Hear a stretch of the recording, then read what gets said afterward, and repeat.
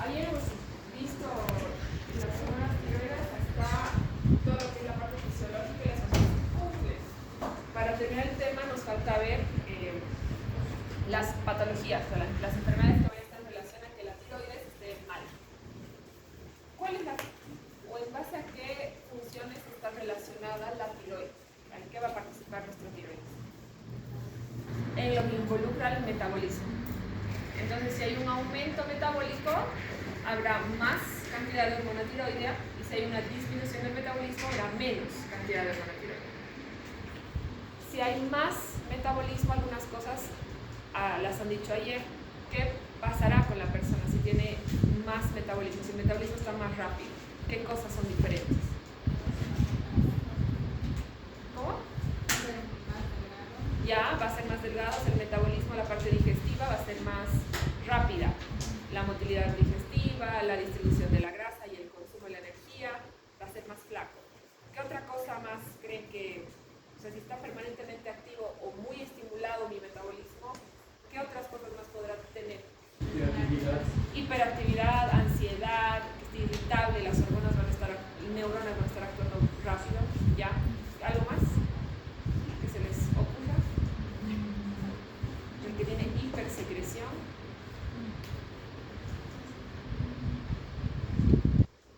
El que tiene hipo, entonces, hiper, ahora van a salir un par de cosas más, pero en general es eso, va a excitar a mi sistema nervioso central y también va a modificar muchísimo la parte del metabolismo digestivo.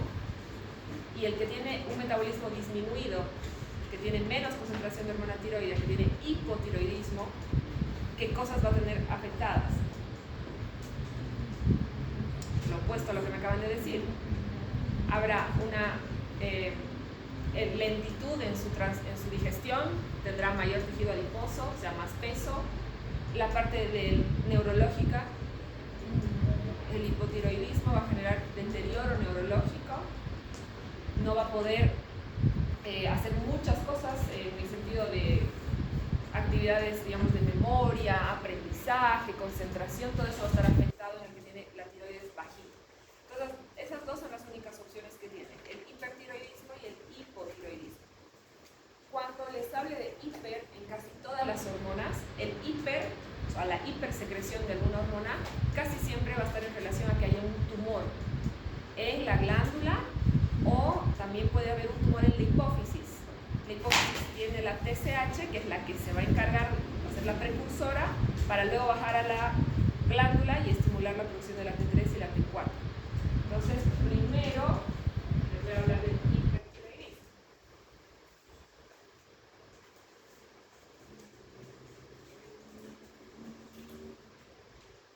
Dentro del grupo de enfermedades de hipertiroidismo, la enfermedad más común, el nombre que se le da a esta enfermedad es enfermedad de Graves. Aquí lo que va a pasar es que la misma glándula es una enfermedad autoinmune. La misma glándula va a empezar a generar anticuerpos que van a estimular la producción de la hormona, que van a ir a atacar o a afectar a lo que haga la TSH. ¿Sí? La TSH es la que se produce en la adenohipófisis. ¿Okay? Entonces me va a ir a afectar directamente a mi cerebro y va a hacer que esta glándula empiece a secretar mucho más. Va a haber esos anticuerpos en la misma glándula, puede haber tumores, adenomas en la glándula, y eso que genera que la glándula aumente mucho de tamaño y me genere lo que se llama bocio. Se nota, es palpable, es visible. Y aparte, este grupo de personas tiene exoftalmos, ojos saltones que van hacia afuera, como si estuvieran saliéndose de la órbita. ¿Ya? Entonces, fenotípicamente, a la vista, estas dos cosas son las que se pueden ver rápidamente: el bocio en el cuello y los ojos. Después estarían los síntomas que van a presentar estas personas con hipertiroidismo, que están en relación a todo lo que me va a involucrar un metabolismo más acelerado, un metabolismo aumentado. Entonces va a haber pérdida de peso, toda la parte neurológica, hiperactividad, va a haber ansiedad. Este grupo también va a tener cabello frágil, va a tener estos ojos saltones que se llaman exoftalmos. Hay también temblores, está el bocio presente y visible, glándulas, aumento en la secreción, aquí va a haber sudoración, puede haber también mucha sensación de calor o problemas para regular la temperatura. Esto también en relación con hipotálamo, ¿no? La TSH, la precursora, va a ser liberada desde el hipotálamo. ¿Cuál será el tratamiento del hipertiroidismo?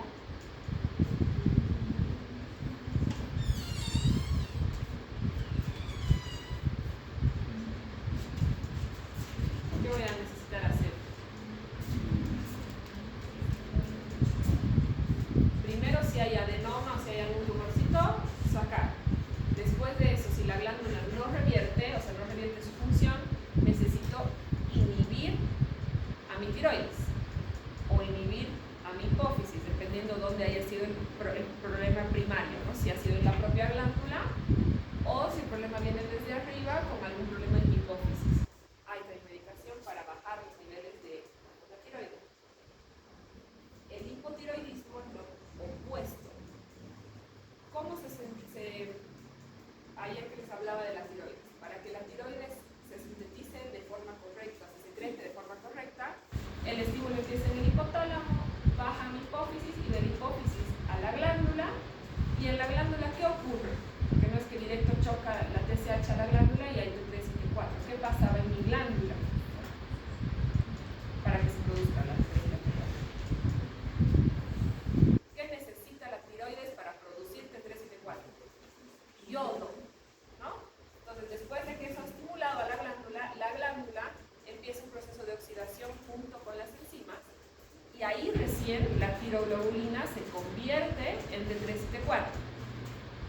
Entonces, una de las causas para que haya concentración baja de la hormona tiroidea será que en nuestra dieta o en el intestino delgado no se absorba de forma correcta el yodo, que no haya yodo.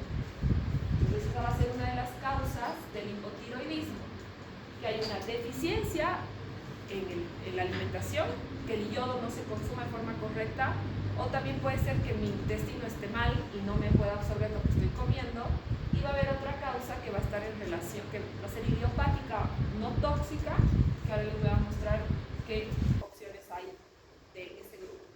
Sí, pero generalmente va a estar en relación más a la alimentación. También entonces será mucho más fácil de controlarlo y de tratar. A diferencia del anterior, como tenemos esta hormona con reserva, hay mucha cantidad y por muchos meses, es la que les decía que puede tardar mucho más en expresarse y uno tarda muchos meses en darse cuenta que esta hormona está empezando a tener problemas, porque hay la reserva. Cuando les hablo del primero, del bocio, que está en relación a la dieta, aquí lo que pasa, como no hay yodo, no hay este proceso de oxidación en la glándula. No se forma o no se termina de sintetizar la hormona y empieza a haber mucha concentración de TSH, esa TSH que tocó la glándula pero que no termina de formarse. Entonces, cuando ustedes hacen, por ejemplo, exámenes de sangre para detectar qué problema tiene su tiroides, cuando docen esto, les va a dar una TSH altísima y T3 y T4 bajitas. Se confirmará o así harán el diagnóstico de este tipo de hipotiroidismo. Y el otro, el que es idiopático, va a estar en relación a que la glándula, las células que están en la glándula, tengan algún tipo de problema con la enzima o con el receptor, o sea que haya algo congénito desde el proceso embriológico con la glándula que no pueda utilizar de forma correcta ese yodo para la conversión en T3 y T4. ¿Sí? Esto será algo entonces de la glándula, algo congénito. Y que manifestaciones clínicas, cómo se ven las personas con hipotiroidismo, hay sobrepeso, toda la parte neurológica aquí también va a estar afectada, hay pérdida de memoria, falta déficit de atención. Este grupo también va a tener depresiones o alteración del estado emocional, también va a complicar la motilidad gástrica, puede producir estreñimiento, puede también estar en relación a que haya amenorrea en la mujer, a procesos de infertilidad, dolores musculares igual, pero como hay reserva, sobre todo si la causa del hipotiroidismo es por falta de alimentación, no vamos a llegar a presentar síntomas así tan fuertes. Algunos van a estar presentes, puede haber aumento de peso, capaz puede haber un poco de sueño, pero no va a generarse así de fuerte. Si el problema es congénito, si el problema está en la glándula, en el receptor o en la enzima, ahí sí van a presentar mucha más sintomatología y va a ser mucho más evidente. Como esto entonces puede afectar, o la glándula tiroides se empieza a formar desde la vida fetal y también en los primeros años de vida, esta se subdivide o puede tener dos tipos más de complicaciones. Una se llama mixedema y la otra se llama cretinismo. Una se va a presentar en edades un poco más avanzadas y la otra se puede presentar desde el momento del nacimiento. Las dos van a tener mucho compromiso neurológico, mucho retraso mental. La primera, la del mixedema, aquí directamente la función de la tiroides no existe, es nula. Está la glándula, pero es como si no existiera, no tiene efecto. En la cara se empieza a formar alrededor de los ojos bolsas de grasa, que son bastante evidentes, es una forma también de sospechar que hay esto. Y aquí van a empezar a ver grandes cantidades de ácido hialurónico y algunos sulfatos que están presentes en la glándula, que como esa glándula no funciona, se van a empezar a acumular y van a haber depósitos de eso. Esto no se va a poder curar, no pueden brindarle nada, ningún tipo de terapia, porque sea lo que sea que den, la glándula como no funciona, no va a asimilar. Van a darle algún medicamento y lo va a botar. Aquí no hay tratamiento y la persona queda secuelada y con todas las limitantes que involucran no tener glándula tiroides. Bueno, no es que no hay glándula, sino que la glándula no funciona. Hay glándula. Este es el que no tiene glándula, el cretinismo. Este directamente nace así. Desde el desarrollo embrionario no hay glándula tiroidea, entonces todo el proceso de maduración cerebral que hacemos intraútero, este grupo no lo va a tener. Entonces aquí hay mucho retraso. Esto a veces también puede ser congénito, es hereditario.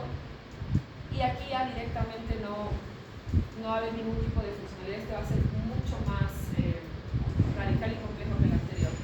Entonces ninguno de los dos, como el problema es fuerte y en la glándula, ninguno de los dos de este tipo de hipotiroidismo va a tener tratamiento. ¿Preguntas de esto?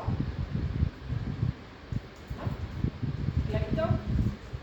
El otro grupo que vamos a ver ahora es más fácil que lo que hemos estado viendo porque es un grupo hormonal que está continuamente en uso. Van a ver que varias de estas cositas conocen.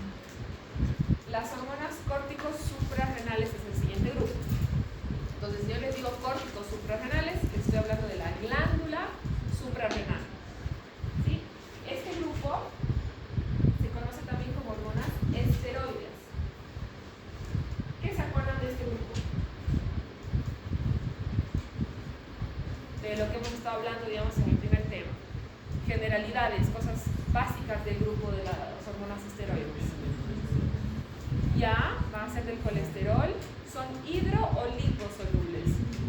Liposolubles. Y como si son liposolubles, ¿cómo es su vida media? No se almacenan. Acuérdense que las únicas que se van a almacenar de verdad son las tiroides. Pero están las tiroides y las esteroides cerquita, porque las dos son liposolubles. Si son liposolubles, su tiempo en la sangre es mayor o menor. Mayor, porque van a desplazarse de forma lenta. Entonces tienen una vida media un poco más larga que el resto de las hormonas. No se almacenan, pero duran más, hora y media, hasta 2 horas activas. Si son liposolubles, ¿cómo se van a transportar? ¿O a qué se van a unir? A proteínas para transportarse. Ya. Y los receptores, ¿dónde están? Citoplasma. ¿Ya? Y van a ver, vamos a hablar ahorita, cortisol, aldosterona.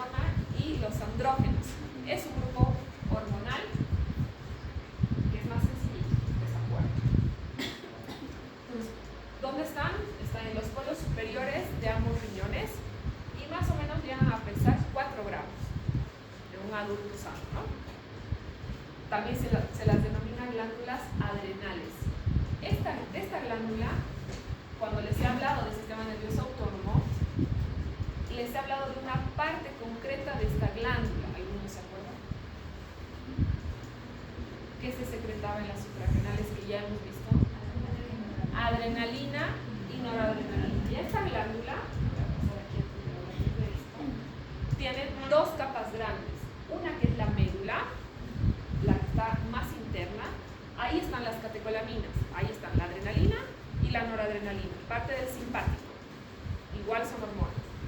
Y después tiene una parte que es la corteza, que es lo que va a envolver a esa médula. Y esta corteza se subdivide en tres zonas: zona glomerular, zona fascicular y zona reticular. Dentro de la glomerular está la aldosterona, dentro de la fascicular el cortisol y dentro de la reticular los andrógenos. Y de esto muchas van a ver, saben.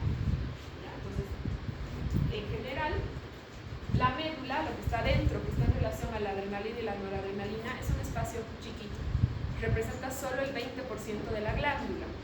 El 80% restante es la corteza. Aquí hay otra cosa que también es raro que se vea en medicina. Todas las hormonas de la corteza suprarrenal van a derivar o van a salir a partir del colesterol. Toditas.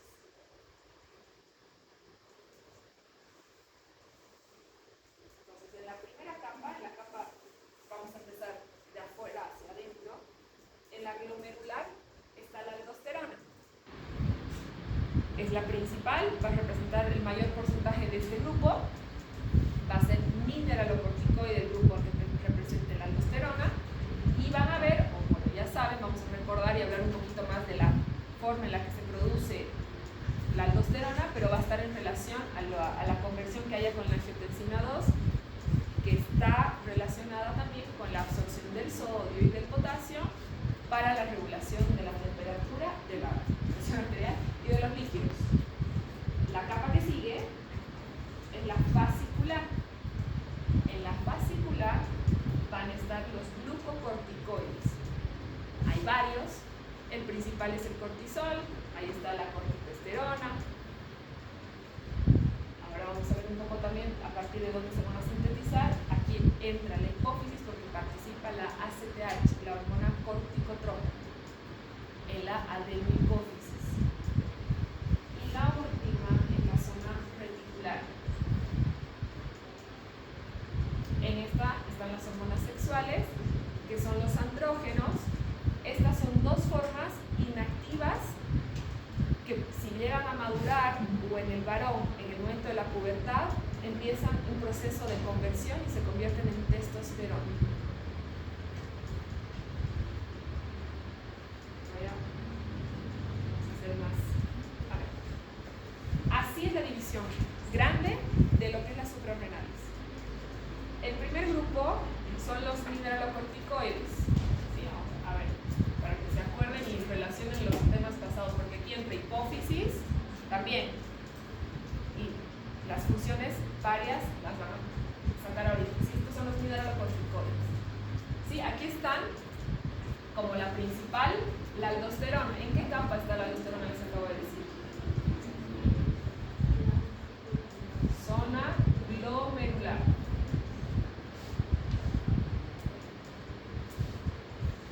De lo que les he dicho de la hipófisis ayer, no les he hablado yo de la aldosterona, sino esta hormona, en la parte de generalidades, les he dicho que hay grupos de hormonas que son hormonas endocrinas y hormonas que son neuroendocrinas.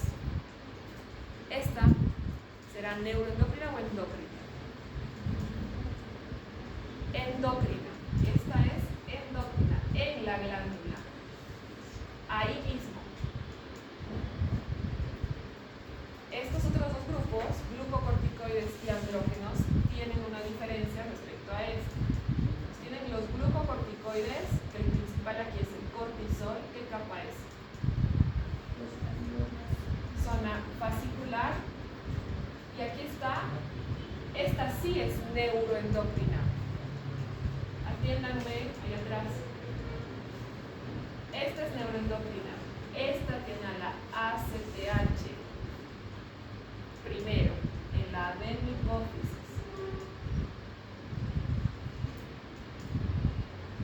Hipotálamo, adenohipófisis, se libera la ACTH y va a la zona fascicular a liberar el cortisol. Neuroendocrina. Y el otro grupo aquí están los andrógenos.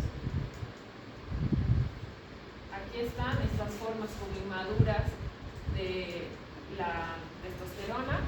Estas están en la zona que me falta, que es la reticular. Y esta igual es neuroendocrina y tiene a la ACTH. Igualito. No, la diferencia de este grupo es que este grupo no únicamente, o sea, la testosterona, no solamente se produce en la glándula suprarrenal, se va a producir también en el testículo. Ahí va la diferencia de la cantidad de testosterona que hay en el varón y la cantidad de testosterona que va a haber en la mujer. Si nosotras, las mujeres, vamos a tener esto, por ahí, como durante toda nuestra vida, así como formas inactivas o muy pocas se va a convertir en testosterona, y el varón tendrá esto y el testículo para aportar testosterona. ¿Se entiende? Entonces, endócrinas y estas son neuroendócrinas. También van a ver entonces, cuando hablemos de las alteraciones y de las funciones de estas hormonas, que está en relación a esto. Estas dos tendrán mucho más impacto en la parte neurológica, en muchas funciones más vitales, si quieren, y esta va a estar más en relación a las funciones que cumple cerca de la glándula. Bien. Otra cosa que también es diferente en este grupo de hormonas, en todas, es que van a tener un mismo precursor, que es la pregnenolona. ¿Qué es precursor? O sea, ¿qué entienden? ¿Qué es? ¿Cómo si les digo que me definan precursor? ¿Qué será precursor? Antes. Se va a secretar, es como un paso antes de la secreción de la hormona como tal en esa glándula o en ese lugar. Todas entonces van a usar a un mismo precursor que va a llegar a la glándula y la va a estimular. Todas. Van a ver dos grupos grandes. Este grupo es la minoría, representa la minoría de este grupo hormonal. Los más importantes o los más abundantes serán los dos primeros. Dentro de los mineralocorticoides, la aldosterona, y dentro de los glucocorticoides, el cortisol. La semivida, estamos diciendo la vida útil de la hormona en el torrente sanguíneo, es relativamente alta comparado a otras hormonas. Diferente, va a variar obviamente, la que más va a durar es el cortisol. Puede llegar a durar activa hasta 90 minutos. Y la corticosterona, que es dentro de los glucocorticoides, hasta 50 minutos, y la aldosterona va a tener un efecto mucho más cortito, de 20 minutos. Ahora voy a entrar a hablarles específicamente de estos grupos y después las alteraciones que pueden haber. Primero, los mineralocorticoides. Dentro de esto, entonces, es la aldosterona del que les voy a hablar. ¿Qué función cumple la aldosterona?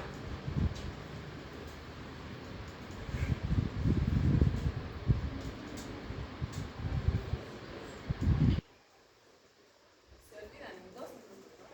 Aldosterona.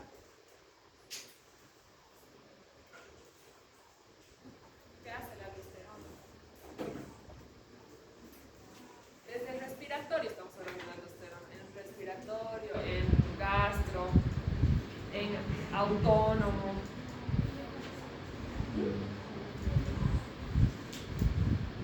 No.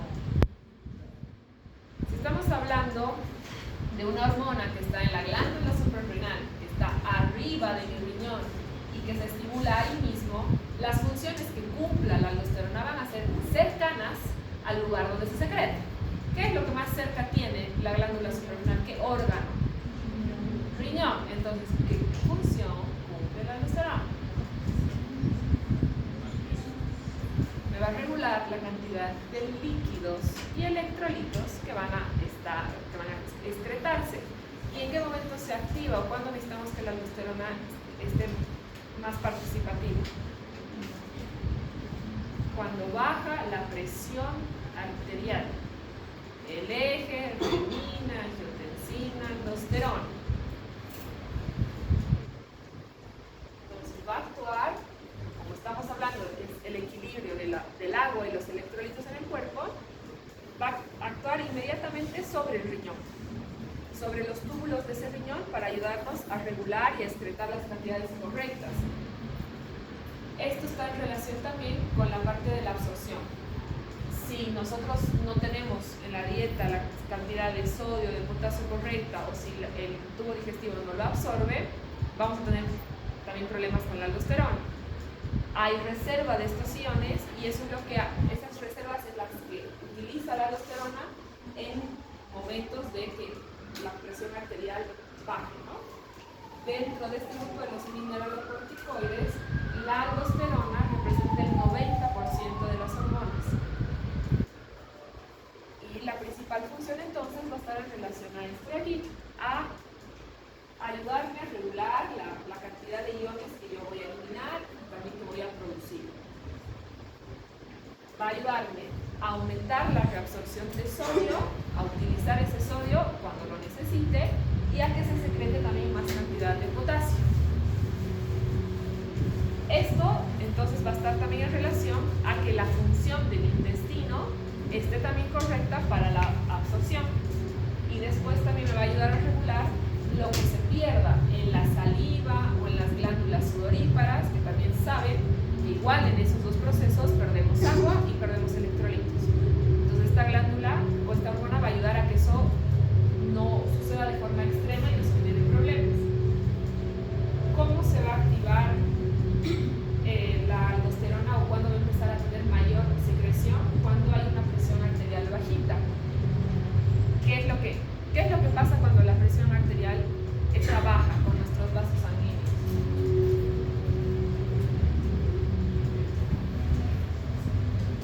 ¿Qué pasa con el vaso sanguíneo cuando la presión arterial está baja? Vasodilatación, ¿no? Hay mucha... El vaso sanguíneo está tan dilatado que cómo va a circular la sangre, o sea, cómo va... Cuando nosotros hablamos de circulación sanguínea, la sangre pasa del pulmón al corazón y el corazón distribuye. Si ese vaso sanguíneo está dilatado, ¿cómo va a ser mi circulación? ¿Más rápida, más lenta? Más lenta, tengo un retorno venoso disminuido.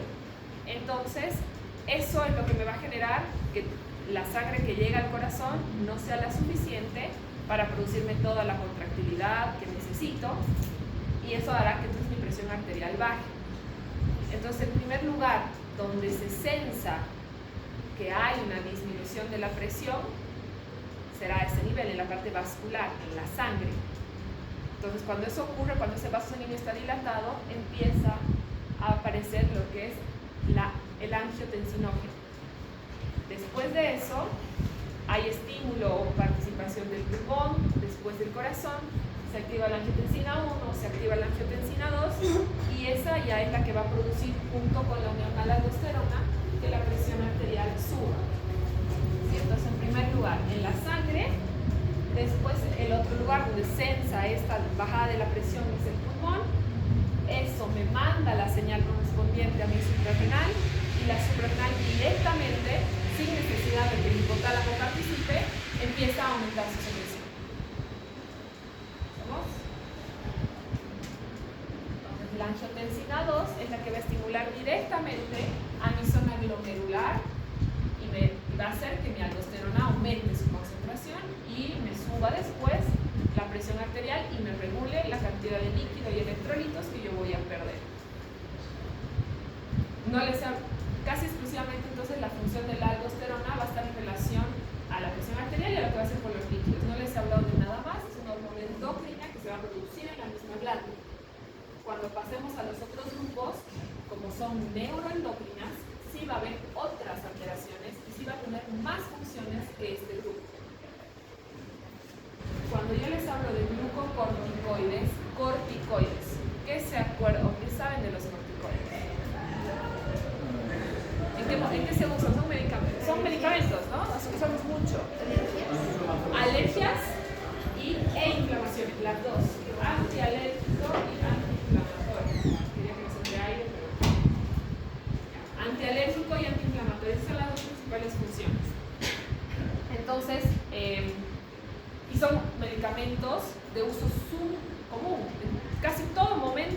ustedes usan, o usamos todos, estos dos grupos, ¿no?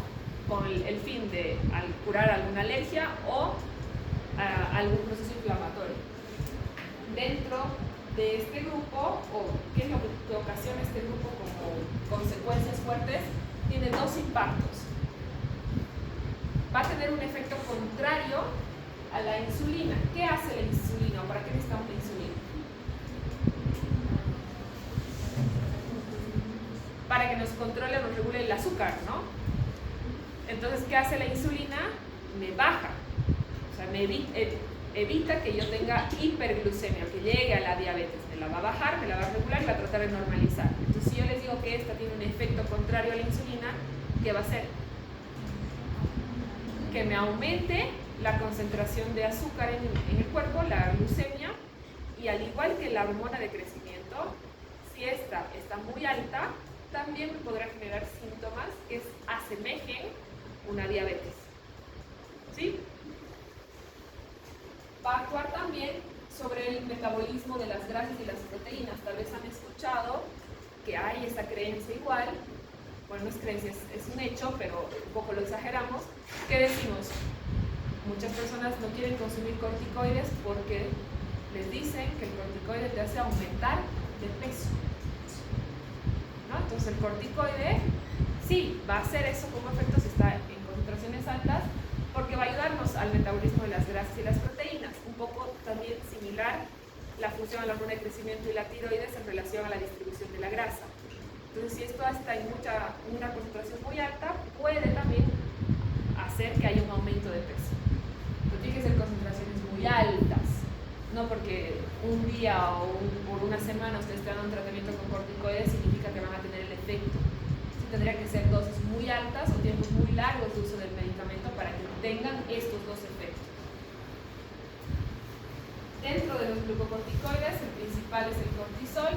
También está la cortisona y la corticosterona como los otros representantes. Dentro de las funciones, vamos a hablar mucho de lo que va a hacer con la comida, hidratos de carbono y un poquito en menor proporción las grasas, y lo que va a hacer con la glucemia en la sangre, ¿no? Va a aumentar la concentración de glucosa en sangre. ¿Cuáles van a ser las funciones principales de este grupo? La primera, la más importante, va a estar en relación a la gluconeogénesis y la glucogenólisis. A partir de los hidratos de carbono y de los lípidos, esta hormona me va a ayudar a la generación de energía. Después, me va a ayudar a la distribución de los tejidos grasos en relación al tejido adiposo y a metabolizar más fácil las proteínas y las grasas. Como es una hormona neuroendocrina, va a tener entonces una estimulación y una participación desde arriba con la CTH en mi hipotálamo, después la de mi hipófisis, y recién empezará la secreción más concreta y más fuerte de esta hormona. La principal función entonces será la que esté en relación a la producción de energía, ¿no? Lo que es la formación de glucosa con la glucogenólisis y gluconeogénesis en mi hígado, con los hepatocitos.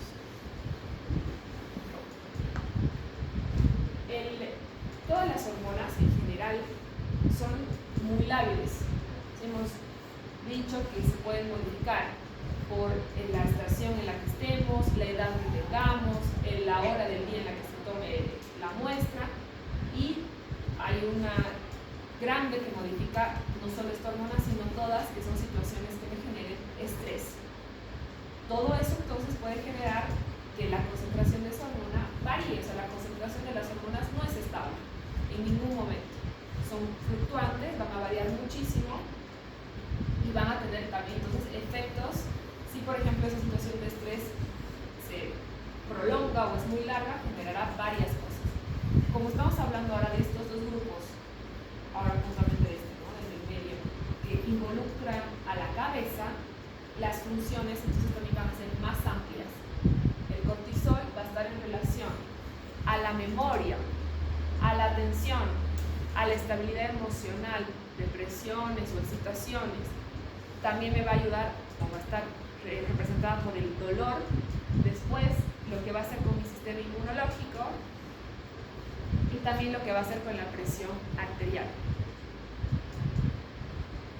Esto también está fácil que ustedes lo vayan asimilando según lo que me han dicho ahorita. Ustedes me han dicho que es antiinflamatorio y que es antialérgico. Si es antiinflamatorio, cuando ustedes toman un corticoide, ¿qué cosa están tratando de hacer?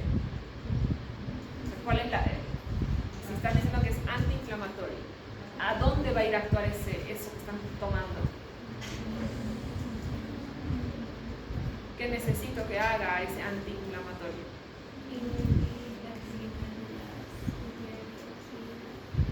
Inhibe mi sistema inmunológico.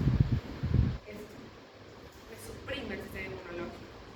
Entonces, si ustedes o nosotros tomamos mucho tiempo, hay este grupo de hormonas, hay mucho en farmacología, ¿no? Entonces son situaciones o medicamentos que consumimos mucho y en determinadas patologías, que en un ratito vamos a hablar de algunos ejemplos, se toman mucho tiempo o incluso de por vida. Entonces eso va a generar que en ese momento ese sistema inmunológico, mientras tenga el tratamiento, esté inmunocomprometido, esté como anulado el sistema inmunológico. Va a ir a actuar entonces a eso. Por eso el impacto que tiene, el gran impacto que va a tener en mi sistema inmunológico. Va a tener, entonces, como principales o más fuertes, que se ven más rápidamente, lo que va a hacer con el músculo, con la producción de energía, con los alimentos, y después también lo que va a hacer con el efecto que tiene con la insulina, ¿no? Que me va a generar que también mi azúcar, mi glucemia sube. Si hay exceso, estoy hablando, las dos cosas es si hay exceso de corticoides, ¿no? De cortisol. Como son neuroendocrinas, entonces también tienen mucha, o necesitan que mi adenohipófisis, mi hipófisis arriba, pueda secretar la cantidad correcta de ACTH para que la producción sea normal. ¿Qué situaciones están en relación al estrés? No únicamente el estrés emocional, ¿no? Que es capaz lo común, la preocupación, qué sé yo, pues por algo familiar, por examen, lo que sea, eso sí les va a generar estrés. Sí, pero ¿qué otras situaciones nosotros generamos estrés? ¿En qué momentos cree que inconscientemente capaz hay estrés? O sea, ¿qué va a ser el estrés? Es como el emocional, o lo entendemos capaz como algo angustioso, incluso como una sobreexcitación de las neuronas. Cuando estamos estresados también hay cansancio a veces. Entonces, más o menos en relación a eso, ¿qué otras situaciones médicas podrán generar estrés? Capaz, como les digo, de forma inconsciente. Casi todo va a generar estrés. Pero a ver, más o menos. Entiendan lo que les he puesto, o sea, no como ustedes, como sentimiento, sino algo que le pasa a nuestro cuerpo, que nuestras células, nuestro cerebro entienda como estrés. ¿Ya? Medicamentos. ¿Qué otra cosa? O sea, eso va a estar no como ansiedad, no como sentimiento, sino que el cuerpo entienda, o que el cuerpo esté en una situación que no es común, que no es habitual. Traumatismos, infecciones, todo eso de forma inconsciente, todo lo que ustedes me están diciendo, genera un estrés en nuestras células, en nuestro cuerpo. Si no es el mismo estrés emocional, por eso les digo, pero es una situación de estrés, que a veces no la analizamos de esa manera, pero que me va a generar que la concentración hormonal varíe muchísimo. No únicamente el cortisol, pero el cortisol es de las hormonas que más modifican su concentración ante situaciones de estrés. Entonces, como ya saben las funciones que cumple el cortisol, en estas situaciones de estrés me va a alterar la parte neurológica, la presión arterial, me va a afectar o va a estar en relación a muchísimo más dolor, por ejemplo. Entonces hay muchas situaciones que van a generar eso. Traumatismos, procesos infecciosos, incluso cambios muy bruscos o muy extremos de lo que es la temperatura, frío o calor muy fuerte. Además de esto, como han dicho hace un rato igual, fármacos, casi todos los tipos de droga, y procesos quirúrgicos también, y cuando hay algún tipo de sustancia que irrite o que necrose el tejido, la piel, que me dañe todos los receptores. Todas estas circunstancias entonces hacen que haya un estrés celular y que la actividad entonces sea mucho más fuerte, ¿sí? Que se vea mucho más el resultado de la elevación de estas hormonas. Cuando hablo de los corticoides, hay dos situaciones que me van a modificar mucho la concentración. Una es esta, el estrés, y la otra va a ser el momento del día en el que ustedes estén analizando o estén haciendo algo. Este grupo hormonal tiene su pico más alto en la mañana. Por eso también los dosajes, los análisis hormonales son en las primeras horas del día. En la noche, generalmente la concentración de estas hormonas va a bajar para ayudarnos al sueño, ayudarnos a un descanso. Eso es algo que lo hace el cuerpo solito. Entonces va a variar o va a depender del ciclo circadiano, de la hora y de la situación que tengan de estrés en ese momento. Eso hace, estas dos situaciones me estimulan directamente mi cabeza, al hipotálamo, de ahí bajo a mi adenohipófisis con la ACTH y de ahí recién voy a la glándula suprarrenal para la liberación de los corticoides. ¿Sí? Las dos funciones principales entonces están en relación a los procesos inflamatorios y a todo lo que involucre procesos de alergia. Lo que va a hacer entonces, cuando nosotros consumimos algún corticoide o empezamos a secretar más corticoides, vamos a, como efecto secundario, alterar, modificar, bajar la cantidad de células del sistema inmunológico que van a participar. Va a haber un sistema inmunológico mucho más deprimido, va a tener inhibición de la fosfolipasa, también va a haber una alteración de todo lo que son las membranas, va a tratar de estabilizarlas un poco más de ese grupo celular pequeño que está participando para generar el efecto. Entonces, en algunos momentos nosotros vamos a usar este grupo, vamos a necesitar, digamos, que este grupo hormonal esté en concentraciones altas. No vamos a poder ir directamente a nuestra hipófisis, pero sí podemos tomar medicamentos que están en relación a esto. ¿Qué funciones estarán o en qué situaciones nosotros necesitamos que la cantidad de corticoides aumente o para qué usamos los corticoides? En base a esto, para evitar la anafilaxia y una inflamación severa, ¿no? O en respuesta sobre todo, por ejemplo, a fármacos. Entonces vamos a evitar eso, que son alergias muy fuertes. Podemos evitar shock, que estaremos hablando cuando haya un problema de muchos órganos al mismo tiempo. Después me va a reducir la cantidad de células de mi sistema inmunológico y como esto me reduce, también me va a ayudar a recibir órganos trasplantados. Cuando nosotros recibimos un órgano trasplantado, el cuerpo lo asimila como algo ajeno, algo extraño. Entonces inmediatamente el cuerpo empieza a producir células o activar el sistema inmunológico para ir a atacar a eso ajeno. Como aquí nosotros no necesitamos que eso ocurra, más bien que acepte el cuerpo el órgano, se dan corticoides, se hace una impregnación previa incluso, se dan dosis altas al principio, para que el cuerpo tenga un sistema inmunológico bajito y me pueda aceptar a ese órgano nuevo. Entonces estos serán los tres principales momentos en los que realmente vamos a necesitar que la cantidad de corticoides sea más alta de lo normal.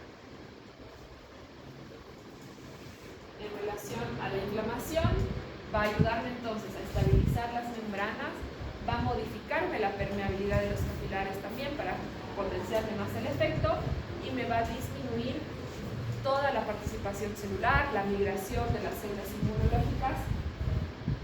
Entonces también, como consecuencia, si me inhibe el sistema inmunológico, ¿qué va a hacer, por ejemplo, con mi temperatura?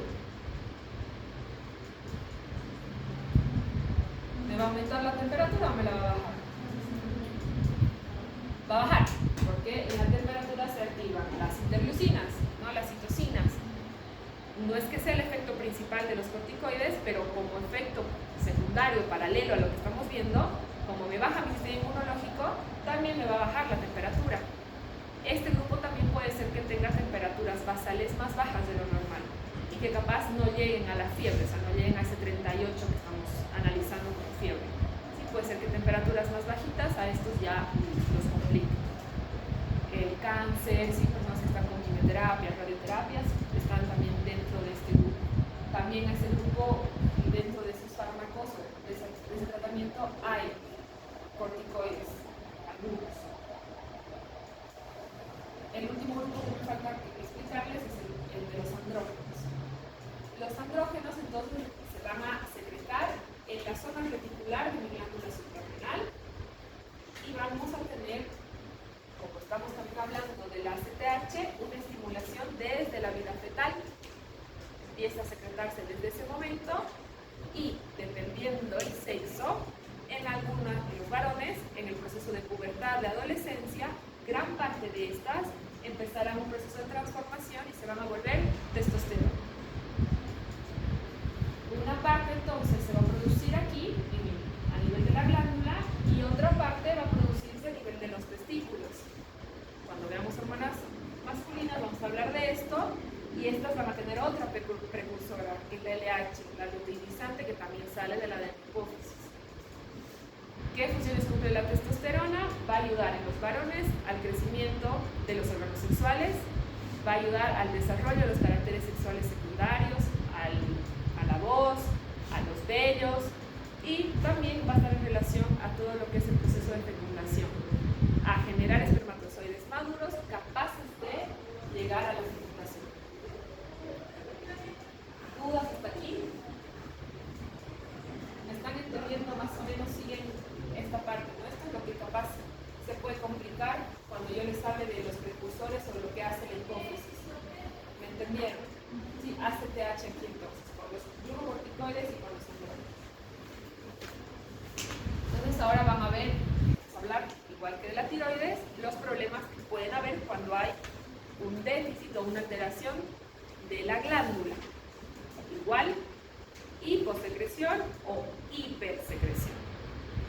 Algunas van a involucrar toda la glándula, los tres grupos hormonales, y otras enfermedades solo van a afectar a una zona de esa glándula. ¿Qué cosas me van a poder causar que haya una hipo o una hipersecreción? Tumores en alguna de estas capas o en mi hipófisis, o que la glándula suprarrenal tenga algún problema en su desarrollo, que esté chiquita, que no haya. ¿Sí? Eso es, entonces uno en relación a la hiposecreción y el otro a la hipersecreción. Primero les voy a hablar de lo que es la hipofunción de la glándula, que se llama insuficiencia o enfermedad de Addison. Lo que tienen que acordarse es este nombre, porque de todas las enfermedades que les estoy diciendo, si yo les digo Graves, tienen que saber que es hipertiroidismo. Si les digo Hashimoto, hipotiroidismo. Si el nombre tienen que acordarse, porque capaz para el examen les digo, ¿no? Esto es más fácil. Y si yo les pongo hipofunción, ¿qué pasa si hay poca aldosterona? Me van a sacar rápido. Si yo les digo que se presenta en la enfermedad de Addison, hasta que se acuerden que era Addison, ¿dónde está la? ¿Sí? Entonces, eso es lo que necesito, quiero que se acuerden, el nombre de la enfermedad cuando vayan a estudiar. Entonces, si yo les digo Addison, estoy hablando de una hipofunción. Si hay esta hipofunción, donde más toca va a afectarme a los corticoides y me va a afectar a los mineralocorticoides, a los dos. O sea, la aldosterona y el cortisol. Pero donde más impacto tiene la enfermedad de Addison es en la aldosterona. Entonces, si hay poca aldosterona, ¿qué cosa creen que le va a pasar a la persona con Addison? Su presión arterial va a estar bajita. Y si está baja la presión arterial, ¿cómo creen que se expresa? O sea, ¿cómo se sienten?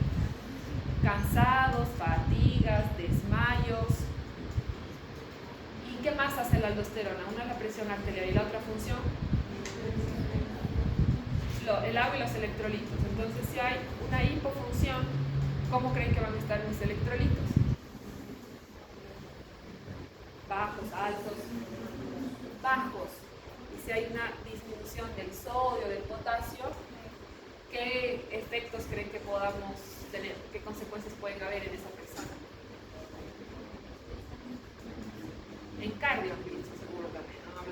pasa si los electrolitos bajan el potasio, si se altera el potasio? ¿Qué riesgo corre una persona con potasio bajo? Infartos. ¿Ya? La hipofunción, el Addison, es porque la glándula está chica, hay una atrofia de la glándula, sobre todo de la zona glomerular y de la zona vascular, a ese nivel. Está la glándula, pero está más chiquita, entonces no me secreta lo suficiente. ¿Cómo entonces vamos a tener, cómo se va a ver una persona con Addison? Lo que han dicho, la presión arterial va a estar baja, por ende va a estar cansado, va a estar débil. Como va a haber una disminución de los electrolitos, va a haber también problemas gastrointestinales. Una característica de este grupo importante es el color de la piel. Tienen así la piel como café, oscura, y como esta relación a los electrolitos y a la presión arterial muy baja, esta puede ser letal si llega a generar una crisis adrenal. Es cuando casi no va a haber aldosterona y no vamos a poder regular la presión arterial. Entonces este es el que va a llegar a esa fatiga, o puede llegar a esa falla circulatoria cardiológica y generar un problema fuerte como infartos, o llegar incluso a requerir terapias un poco más invasivas. ¿Cómo lo van a tratar? Es la pregunta más fácil que les voy a decir. Si no tiene aldosterona y no tiene corticoides, ¿qué le van a dar? Aldosterona y corticoides. Si les preguntaría tratamiento sería el regalo, pero creo que no me están entendiendo. Tan fácil el tratamiento. Si le estoy diciendo que me va a afectar la aldosterona y me va a afectar el cortisol, también me genera hipoglucemia, ¿qué le voy a dar? Eso. Le voy a administrar mineralocorticoides y le voy a dar glucocorticoides para tratar de regular la funcionalidad de las hormonas. Son tratamientos, cuando hablemos de tratamiento hormonal, prolongados, y acuérdense, en gran parte de los casos, de por vida. No vamos a nosotros lograr que la glándula crezca. No va a pasar. Entonces el tratamiento probablemente de este caso sea de por vida. Al principio, cuando dan sobre todo corticoides, cuando estamos hablando de este grupo, hay que hacer una impregnación. Cuando yo les digo impregnación es que al principio del tratamiento las dosis sean bien altas, para que el cuerpo tenga como una reserva, se impregne de ese corticoide y después de forma gradual ir bajando.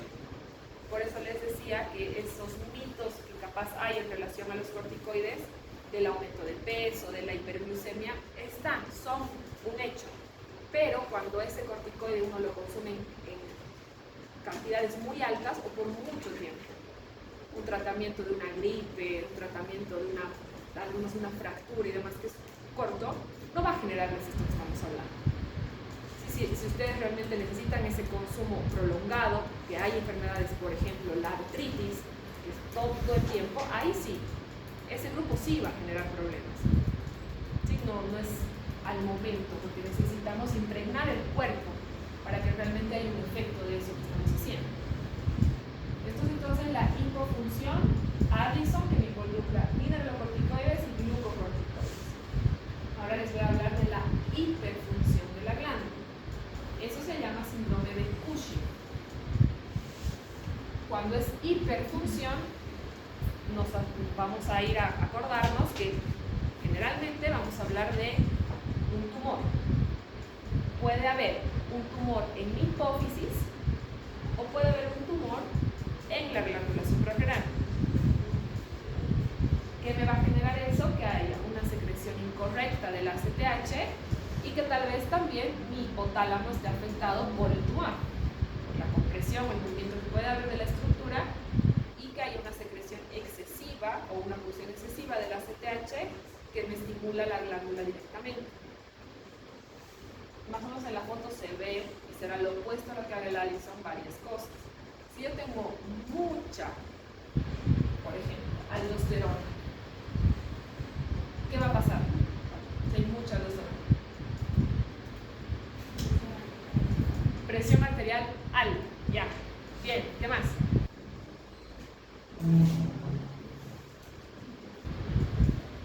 Ya puede haber un aumento de los líquidos, pero sobre todo la presión arterial alta está bien.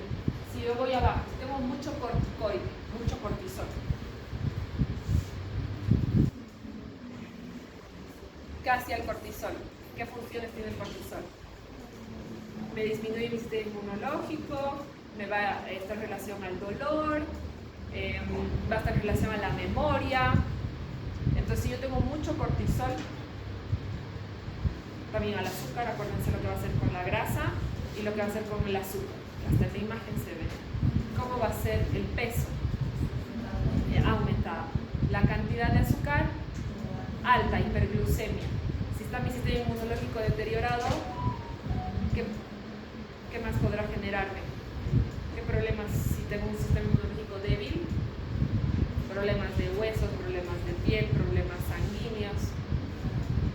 Entonces, este grupo va a tener aumento de peso, la distribución de la grasa va a ser a nivel de la cintura, va a haber mucha grasa en la cara, hay un signo que se llama el signo de la luna o cara de luna, que son estos. Va a también estar en relación a que puede haber, si hay mucha producción de andrógenos, pueden aparecer en las mujeres caracteres sexuales masculinos y en los varones puede haber ginecomastia, también en relación a la distribución del tejido adiposo. Como nuestro sistema inmunológico va a estar bajito, puede haber fracturas, o sea, puede adelantarse un proceso de osteoporosis, puede haber problemas en la coagulación, van a haber como petequias, o sea, puntitos como lilas o rojitos en toda la piel. Este también puede tener problemas gastrointestinales y, como estaban diciendo, como va a retener, va a aumentar también la concentración de los iones en relación al líquido que hace la aldosterona. Este tiene lo que se llama edema líquido, que se va a acumular en las zonas de declive del cuerpo, en las piernas, en las manos, en el sacro, en la espalda, en la parte posterior. ¿Sí? ¿Se entiende? Entonces, principalmente, ¿qué cosa va a ocasionarme el Cushing? Bueno, este de aquí que estamos hablando, lo que les acabo de decir ahorita, está en relación a que hay algún tumor, o en la hipófisis o en la glándula. Pero hace un rato les estaba diciendo que hay muchos momentos, muchas patologías que usan a los corticoides como tratamiento. Entonces también puede haber un Cushing medicamentoso por consumo excesivo de corticoides. Y uno de esos ejemplos es la artritis. Así que va a utilizar el corticoide por el dolor que hay en cantidades elevadas y por mucho tiempo de por vida.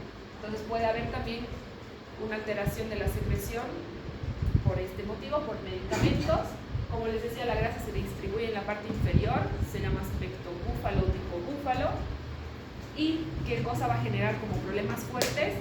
Que me va a aumentar la glucemia arriba de los 200, podrá generar síntomas como diabetes, invitar a la diabetes, y también me va a generar que hay una pérdida de los minerales, de la parte muscular también, y puede adelantarme procesos de osteoporosis.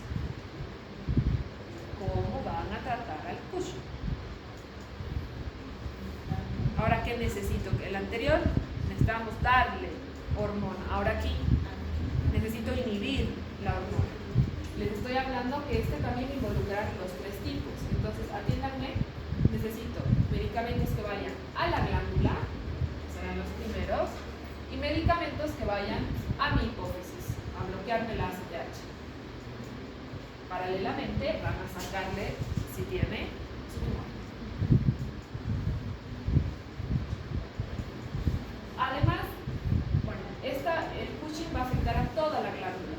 Aquí hay una parte o un grupo que no les estoy hablando de la zona glomerular, la fascicular y la reticular, que es la corteza. Me falta hablarles de la médula, que había en la médula, adrenalina y noradrenalina. Entonces también en el Cushing hay mucha cantidad de adrenalina y noradrenalina, mucha estimulación simpática.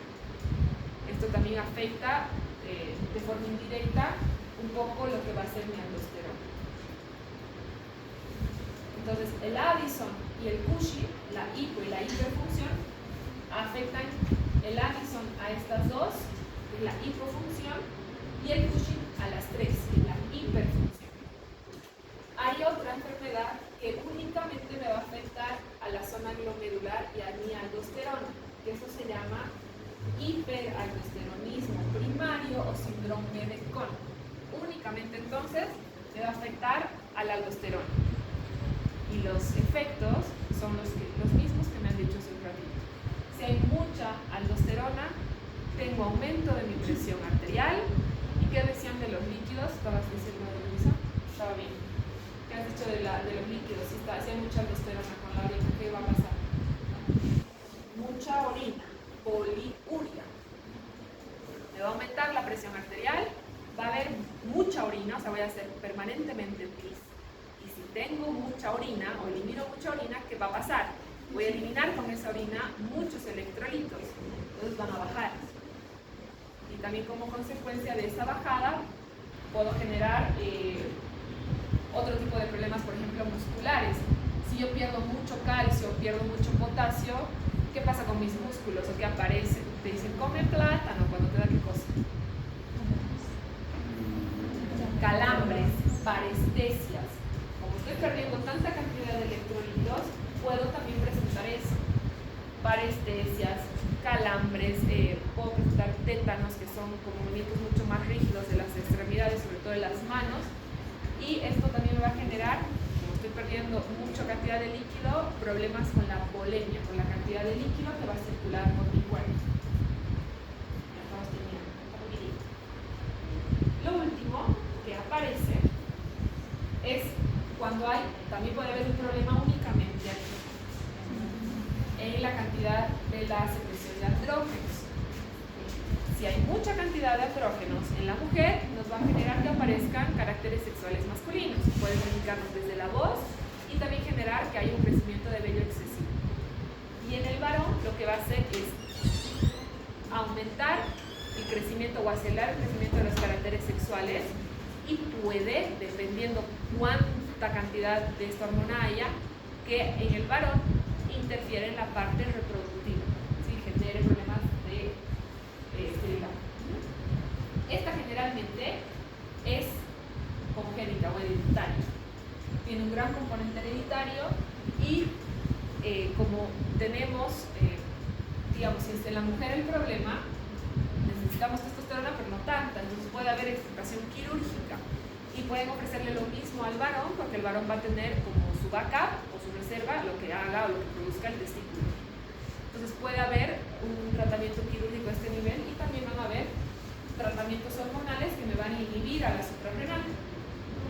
Son tratamientos, repito otra vez, que son entonces largos, que no van a curarme de forma definitiva mi problema hormonal, pero sí me lo van a poder controlar y van a evitar que me genere problemas, sobre todo de este tipo de hormonas, porque es muy visible. Sí, hay muchas cosas que pueden, por ejemplo, la ginecomastia en el varón o el vello en la mujer, sí, es bastante visible y puede generar muchos problemas. No es lindo, ¿sí? Entonces sí podemos controlarlo fácilmente. En este cuadro que está al final, más o menos estamos explicando un poco esto que les he estado diciendo, qué hormonas van a estar altas, qué hormonas van a estar bajas, y si parten de aquí y se acuerdan las funciones, va a ser también sencillo que se acuerden después qué pasa en cada